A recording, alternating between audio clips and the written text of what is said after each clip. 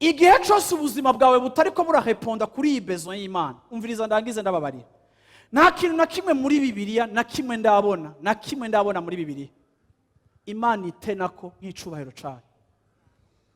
Emwe genda urondere n'iryo jambo icubahiro, ugire research muri Bibiliya, ni jambo riza kenshi cyane kabaho.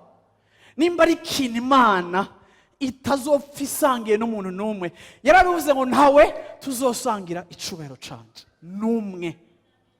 Nico gituma n'abantu bose bakomeye mu isi uravyumva barazimanganye, bamwe uko baba plus adoré plus bagize iherezo ribi, kuko Imana atawe bazosangira icubahiro ciwe.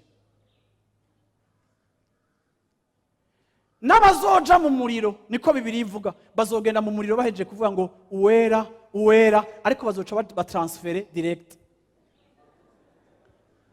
Imana yabwiye Yesu ngo icara ku buryo bwanje gushika aho nzofata abansi bawe nkabapfukamika nkabagira indava y'ibirenge vyawe. Bantu b'Imana, nimba ari ikintu cubashwe gikomeye ni icubahiro c'Imana. Iyo ntariko ndabaho muri ministère, naho noba mvuga ubutumwa, uravyumva, naho noba ndinde, ntariko ndabaho nashira muri consideration icubahiro c'Imana muri existence yanje, mba ndiko ndazana ikara mu mufuko.